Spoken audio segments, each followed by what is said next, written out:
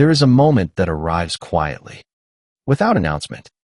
It might be the first time you push against the arm of a chair to stand when once you simply rose. It might be the pause at the bottom of the stairs, calculating whether to go up now or wait until later. It might be the realization that carrying groceries from the car has become something you plan around rather than something you simply do. These moments are often accepted as the natural texture of growing older, as inevitable as the turning of the calendar. But what if they are not inevitable at all? What if the body is sending signals that have been widely misunderstood? Signs of a process that can be influenced rather than simply endured, deep within the body's architecture.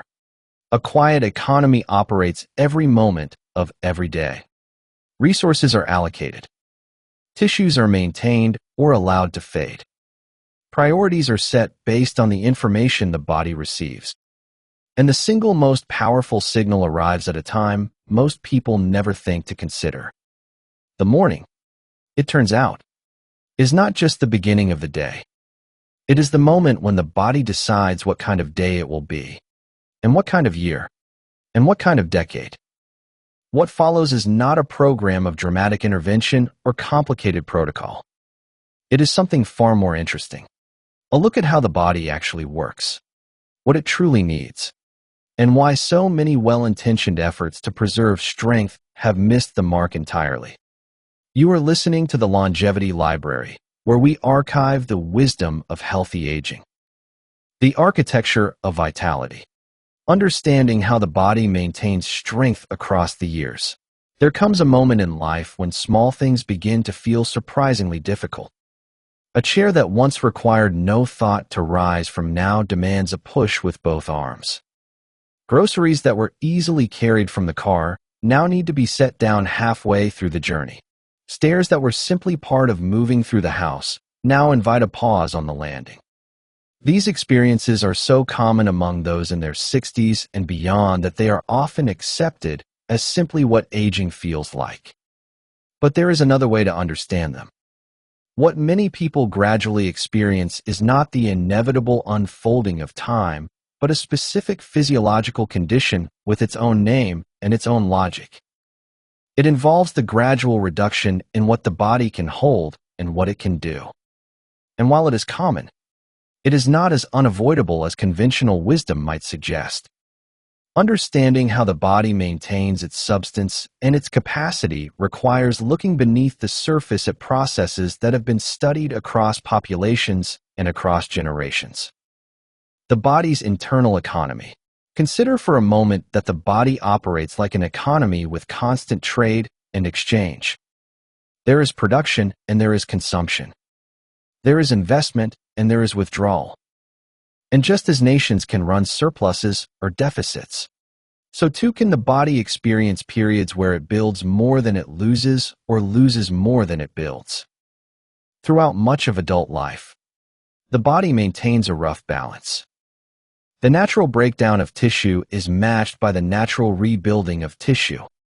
But researchers have observed that as decades accumulate, this balance begins to shift. The rebuilding side of the equation becomes less efficient while the breakdown side continues at its established pace. The result is a slow and gradual withdrawal from the body's reserves. This shift has been documented across diverse populations and appears to be influenced by a combination of factors. Some are related to the passage of time itself. Others are related to how the body is used and what it is given. And still others relate to signals that travel through the nervous system and the bloodstream, telling cells whether they are needed or whether they can be allowed to fade. What makes this subject worthy of attention is not merely the loss of strength or the change in appearance. It is the recognition that this internal economy affects nearly every aspect of how a person experiences their days. It influences energy levels, balance, the ability to recover from minor illnesses, and the confidence with which one moves through the world.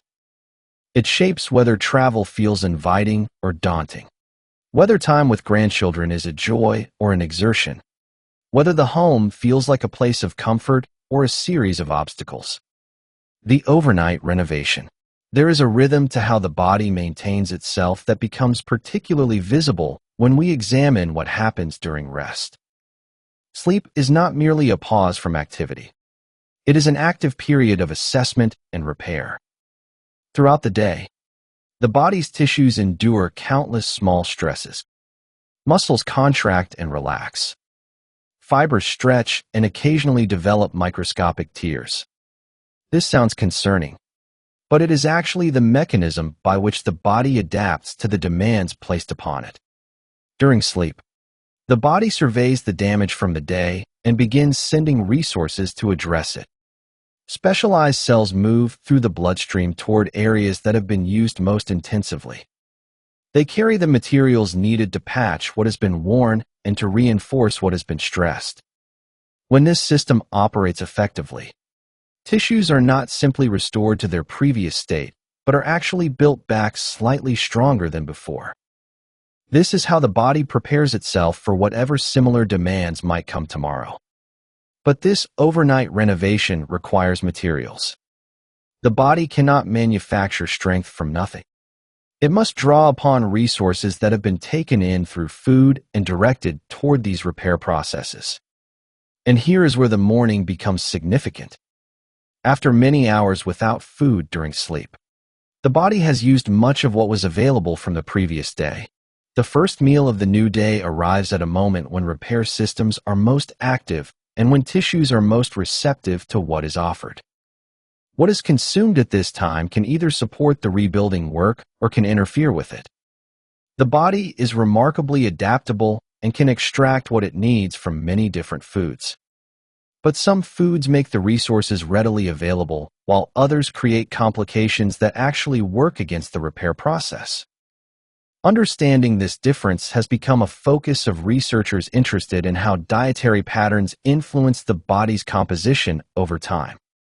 The question of protein. At the center of this discussion is protein, though not in the simplified way it is often presented. Protein is not a single substance, but a category containing many different structures. When protein is consumed, the digestive system breaks it down into smaller components called amino acids. These amino acids travel through the bloodstream and are taken up by cells throughout the body. Different cells use them for different purposes, but for muscle tissue, they serve as the fundamental building blocks for repair and growth. Not all proteins are equal in this regard.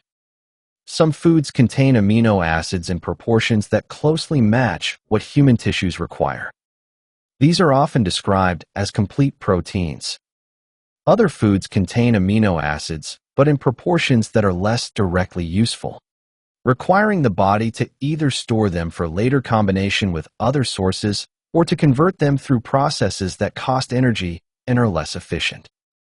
Research following older adults over extended periods has observed that those who consistently include complete proteins in their morning meal tend to maintain more of their strength and physical capacity compared to those who delay protein intake until later in the day or who rely on incomplete sources.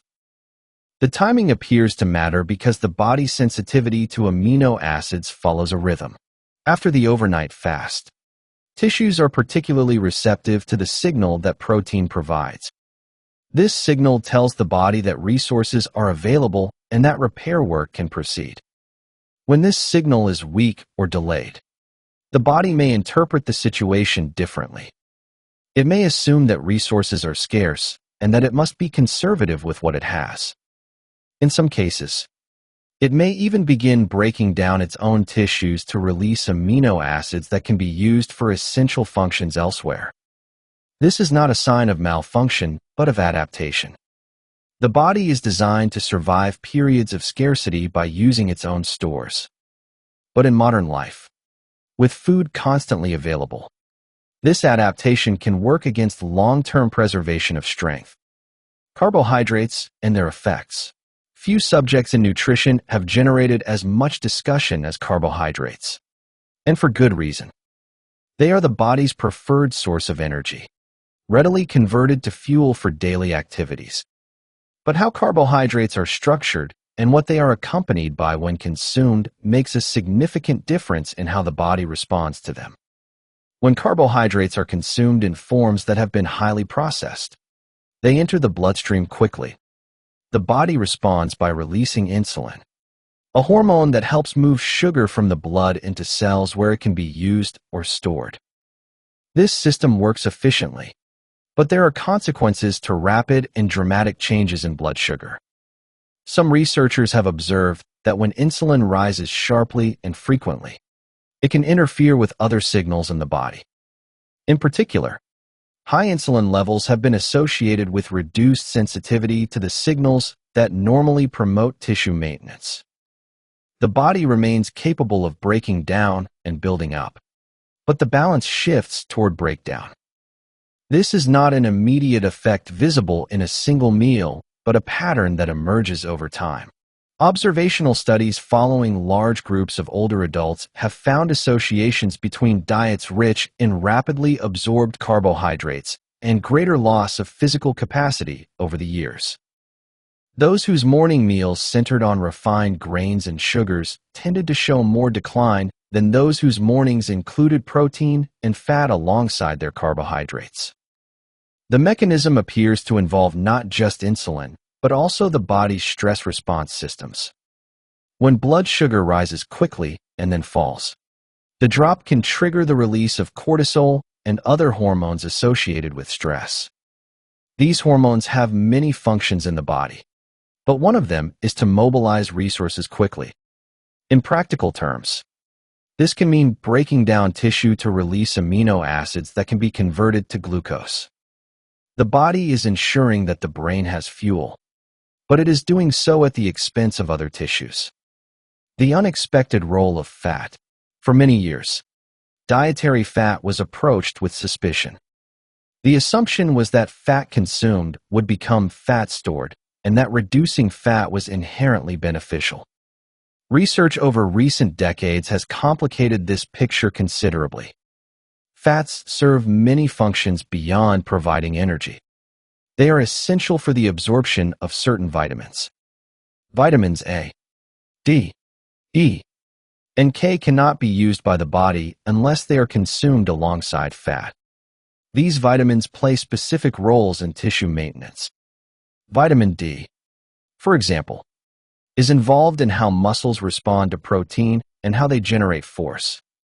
Without adequate fat to absorb it, even sufficient vitamin D in the diet may not reach the tissues that need it. There is another aspect of fat that has received less attention, but may be equally important. Fats slow the emptying of the stomach and the absorption of nutrients. When fat is present in a meal, the release of energy into the bloodstream is more gradual. This moderates the insulin response and provides a steadier supply of fuel over a longer period. For tissues that are constantly repairing and rebuilding, this steady supply may be more valuable than a rapid surge followed by a drop. Observations of populations with different dietary patterns have noted that those who include fats from sources like dairy, eggs, and plant oils tend to maintain physical function better than those who follow very low-fat patterns. This does not mean that large quantities of fat are necessary or beneficial, but that the complete removal of fat from certain meals may have unintended consequences for how the body processes other nutrients. Foods that complicate the process. Among the foods commonly eaten in the morning, several have been identified in research as potentially working against the body's maintenance efforts. These are not foods that are inherently dangerous or that must be avoided entirely. They are foods that, when consumed regularly in particular ways, appear to be associated with patterns of decline. Refined grains, including white bread and many breakfast cereals, fall into this category. Their structure has been altered from the original grain, removing the outer layers that slow digestion and provide additional nutrients. What remains is rapidly converted to sugar, triggering the insulin response described earlier. Over time, this pattern may contribute to a metabolic environment less supportive of tissue maintenance. Processed meats present a different set of considerations. The preservation methods used for bacon, sausage, and similar products involve compounds that have been studied for their effects on inflammation. Inflammation is itself a normal part of the body's function, a response to injury or threat. But when inflammation becomes chronic and low-grade, it can interfere with the signals that promote repair. Some researchers have observed that populations consuming processed meats frequently show higher levels of inflammatory markers and greater declines in physical function over time. Coffee consumed before any food has also drawn attention. The caffeine in coffee stimulates the release of stress hormones, which in turn can promote the breakdown of stored resources. When this happens on an empty stomach, without other nutrients present to moderate the response, the effect may be more pronounced. This does not mean coffee is harmful. It means that the context in which it is consumed may influence how the body responds to it. Perhaps most surprising to many is the observation about fat-free dairy consumed with cereal or oatmeal. The combination of rapidly absorbed carbohydrates from grains with dairy that has had its fat removed may create a situation where nutrients are not optimally used. The carbohydrates spike insulin, while the absence of fat means that fat-soluble vitamins cannot be absorbed. The meal may provide calories without providing the full range of support the body needs for its maintenance work. Foods that support the process. Turning attention to foods that appear supportive of long-term tissue maintenance reveals some consistent patterns. These are not exotic items requiring special shopping trips. They are familiar foods that have been part of human diets for generations. Dairy in its full-fat form, particularly fermented dairy like yogurt, appears in many studies of older adults who maintain strength. The protein in dairy is complete, providing amino acids in proportions that match human needs. The fermentation process involved in yogurt making may make these proteins even more accessible. And the fat content, rather than being problematic, may facilitate the absorption of other nutrients consumed alongside it.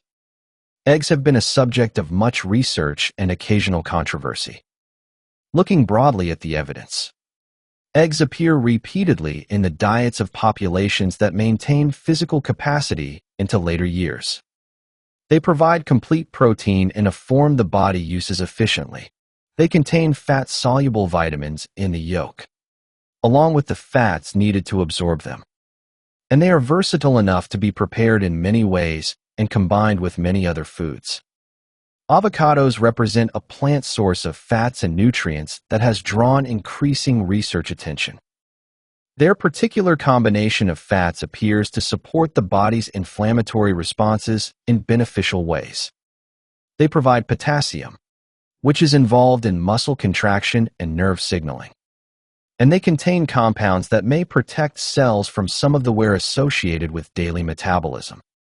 Lean meats, particularly poultry, offer concentrated protein with relatively little else that might complicate the body's processing. The amino acid profile is complete, and the body recognizes these proteins as familiar. For those who include animal foods in their diet, moderate amounts of lean meat appear in many studies of healthy aging populations.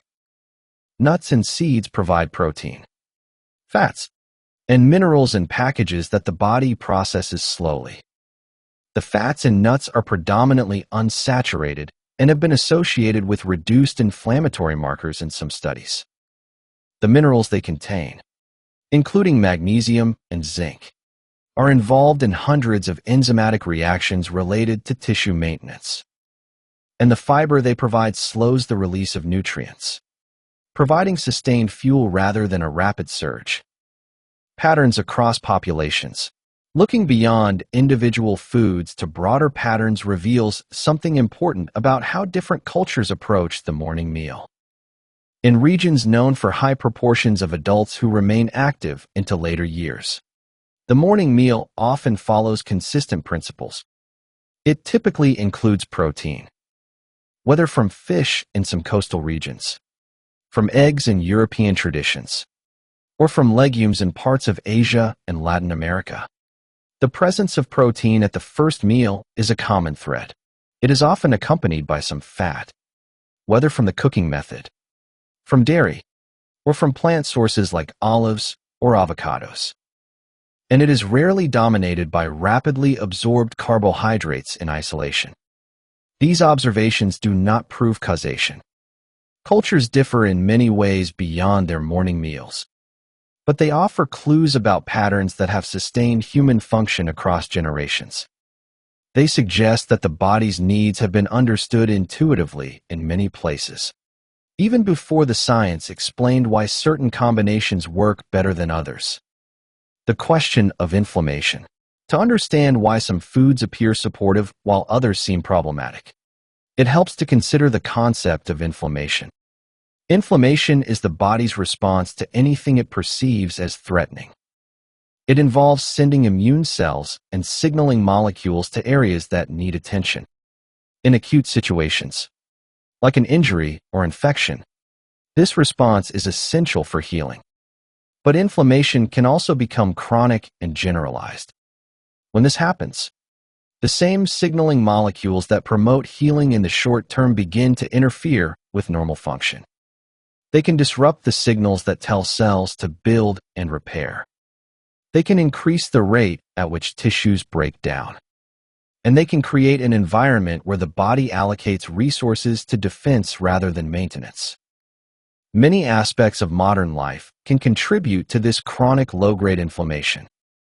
Poor sleep, physical inactivity, psychological stress, and certain dietary patterns all play a role. Among dietary factors, foods that cause rapid changes in blood sugar, foods preserved with certain compounds, and foods that lack the nutrients needed for proper metabolism have all been associated with higher inflammatory markers in research studies. The foods that appear supportive of long-term tissue maintenance tend to be those that do not trigger inflammatory responses and may even help moderate them. The fats in fish, nuts, and avocados have been studied for their effects on inflammatory signaling. The compounds in colorful plant foods, including many berries and vegetables, appear to help protect cells from some of the oxidative stress that accompanies inflammation. And the steady supply of nutrients from balanced meals may help the body avoid the stress responses triggered by rapid swings in blood chemistry. The rhythm of the day, beyond what is eaten, when it is eaten appears to matter for how the body manages its resources. The body operates on rhythms that have been shaped by thousands of generations of human experience. These circadian rhythms influence everything from hormone release to body temperature to the sensitivity of tissues to various signals. In the morning, after many hours without food, the body is primed to receive nutrients. Insulin sensitivity is typically higher earlier in the day, meaning that the body can process carbohydrates more efficiently without large spikes in blood sugar. Tissues are more receptive to the signals that protein provides, and the digestive system is ready to break down and absorb what is offered.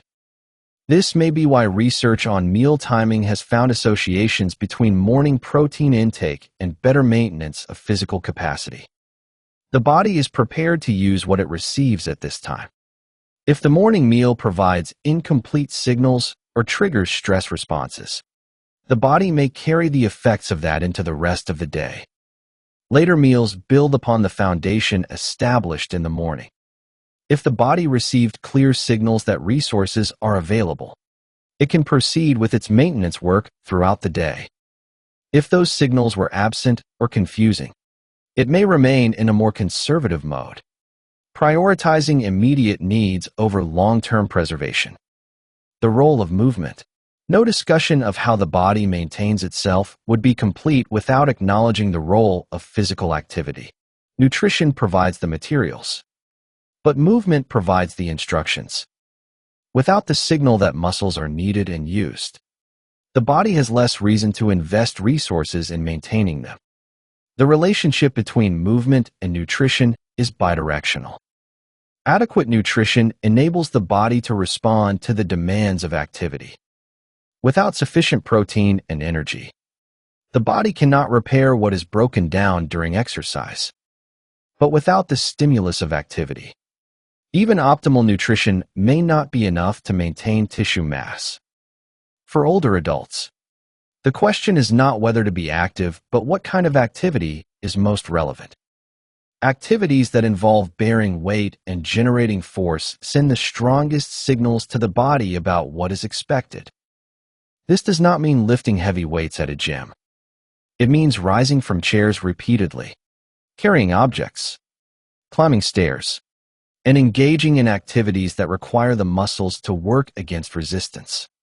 Walking, while valuable for cardiovascular health and mood, may not provide sufficient stimulus for maintaining muscle tissue on its own. The body adapts specifically to the demands placed upon it. If the demands are primarily for endurance at low intensity, the body will maintain the systems that support that activity. If the demands include brief periods of higher intensity or resistance, the body will maintain the systems that support that as well. Research on aging populations has found that those who incorporate a variety of movements into their days, including some that challenge their strength, tend to maintain physical function better than those whose activity is limited to walking at a steady pace. This does not mean abandoning walking, but supplementing it with other types of movement that send different signals to the body. The nervous system connection. There is another layer to this discussion that often goes unmentioned. The muscles do not act on their own. They are controlled by nerves that originate in the spine and brain. As people age, some of these nerves can be lost. When a nerve is lost, the muscle fibers it controlled become disconnected and can no longer be voluntarily activated. The body has some capacity to compensate for this by having nearby nerves take over some of the orphaned fibers. But this process has limits. When enough nerves are lost, the muscle can no longer generate the same force, regardless of how much protein is consumed or how much exercise is performed. This neurological aspect of aging explains why some loss of muscle mass is universal, even in those who eat well and stay active. But it also explains why maintaining activity is so important. Nerves that are regularly used to activate muscles are more likely to be maintained. The principle of use it or lose it applies at the level of individual nerve cells as much as it applies to the muscles themselves. The foods discussed earlier may also play a role in nerve health.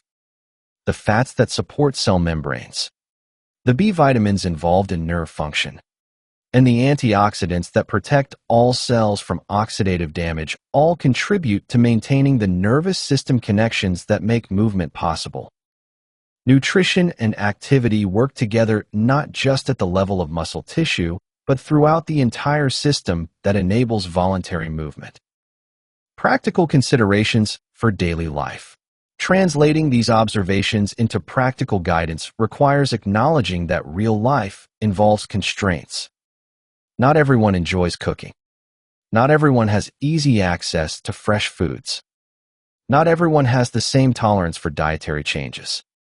The goal is not perfection, but direction. Starting with the morning meal, the principle is to include protein and fat alongside any carbohydrates. This might mean having eggs with vegetables cooked in a small amount of oil. It might mean full-fat yogurt with nuts and berries.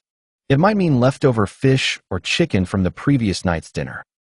The specific foods matter less than the pattern of providing complete nutrition at the time when the body is most receptive. For those who rely on coffee in the morning, having it after eating rather than before may change how the body responds. Even a small amount of food before coffee can moderate the stress hormone response and provide some nutrients for the body to work with while the caffeine does its work. For those accustomed to cereal or toast for breakfast, adding protein and fat transforms the meal. A bowl of oatmeal made with whole milk rather than skim, topped with nuts and served with an egg on the side, sends a different signal to the body than oatmeal made with water or skim milk alone. The carbohydrates are still present, but they are accompanied by nutrients that slow their absorption and provide the materials for tissue maintenance. For those who enjoy traditional breakfast meats, exploring alternatives or reducing frequency may be worth considering. Fresh poultry prepared as breakfast sausage at home avoids the preservatives found in commercial products while providing similar taste and texture. Or bacon might become an occasional food rather than a daily staple, with eggs and vegetables taking a more central role on most mornings. The cumulative nature of change. One of the most important principles emerging from research on aging is that small differences, sustained over time, produce large outcomes. The person who eats a supportive breakfast on most mornings, who moves throughout the day in varied ways, who maintains connections and purpose, is not living a dramatically different life from the person who does not. But over years and decades, the accumulation of these small choices shapes the trajectory of aging. This is encouraging because it means dramatic interventions are not required. The body responds to what it receives consistently, not to occasional perfection. A single meal does not determine the course of tissue maintenance, but the pattern of meals over weeks and months creates the environment in which the body either maintains its reserves or draws them down. For those in their 60s and beyond, the question is not whether some loss of function is inevitable. Some losses. The question is how steep the decline will be and how much capacity remains for the activities that matter. The evidence suggests that this is largely within individual control, shaped by the thousands of small decisions made over years. Looking beyond the individual, there is also a broader perspective worth considering. Humans evolved in environments where food was not constantly available. Periods of feast and famine were the norm, and the body developed mechanisms to survive both. Storing energy as fat during times of plenty, breaking down tissue during times of scarcity. These adaptations allowed our ancestors to survive when food was unpredictable. Modern life has eliminated the famine part of this equation for most people in developed countries. Food is available at all times, in quantities far exceeding what the body needs. But the body still operates with the ancient software, prepared for scarcity that never comes. This mismatch between our biology and our environment may explain why certain patterns of eating that were adaptive in the past now work against long-term preservation.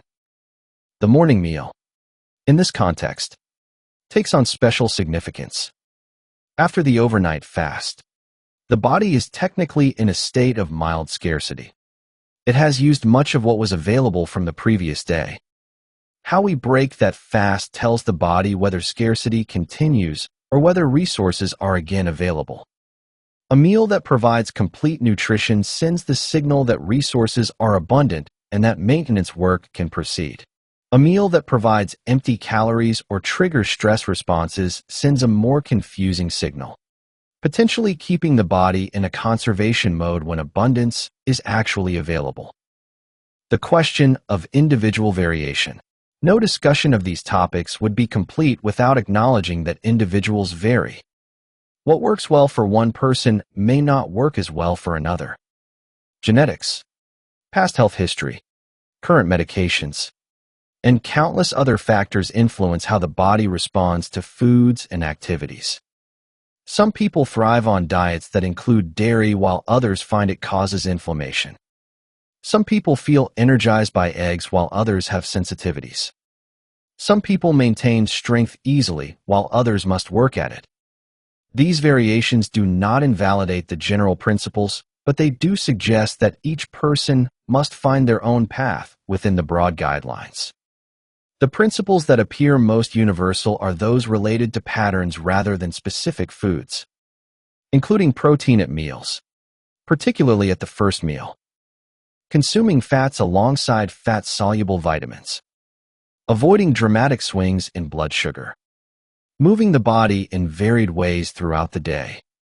These patterns have been observed across many different dietary traditions and many different populations. Within these patterns, there is room for individual preference and cultural tradition. A person who prefers plant-based eating can find complete proteins in combinations of legumes and grains. in soy products, and in certain seeds. A person who follows a traditional Asian diet can apply these principles to congee with egg and vegetables. A person who prefers simplicity can hard-boil eggs in advance and pair them with fruit and nuts. The deeper purpose. There is something beyond the practical considerations of strength and mobility that makes this subject worth examining with care. The ability to move through the world with confidence. To engage in activities without constant calculation of whether they are possible. To feel that the body is a reliable partner rather than an unpredictable obstacle. These experiences shape the quality of daily life in ways that are difficult to measure but impossible to overstate. Loss of physical capacity does not happen all at once. It happens in small increments, so gradual that it may not be noticed until something that was once easy becomes difficult. By that point, the body has been sending signals for years, signals that were easy to ignore because they were so subtle. The tiredness after certain activities, the slight unsteadiness on stairs, the need to push up from a chair rather than simply rising. These are not random events. They are the body communicating its state.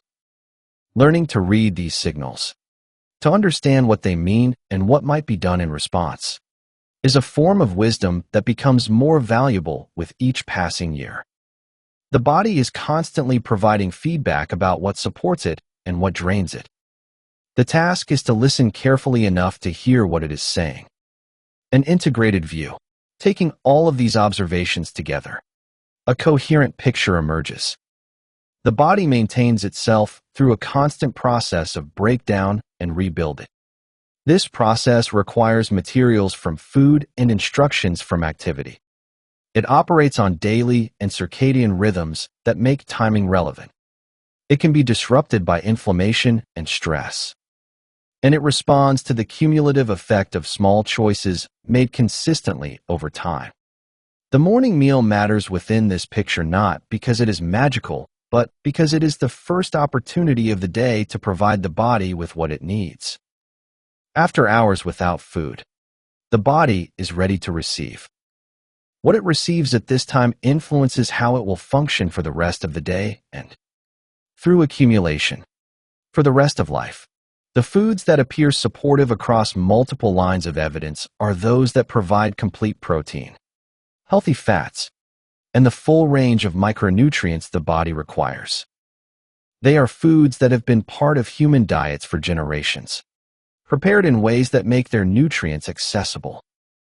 They are not exotic or expensive or difficult to obtain. They are the basic materials the body recognizes and knows how to use. The foods that appear problematic are those that provide incomplete signals, that trigger stress responses, or that create inflammation. They are often foods that have been heavily processed, stripped of their original structure, and concentrated in ways that the body did not encounter in its evolutionary history. They are not dangerous in small amounts, but may become problematic when they form the foundation of daily eating patterns. The path forward.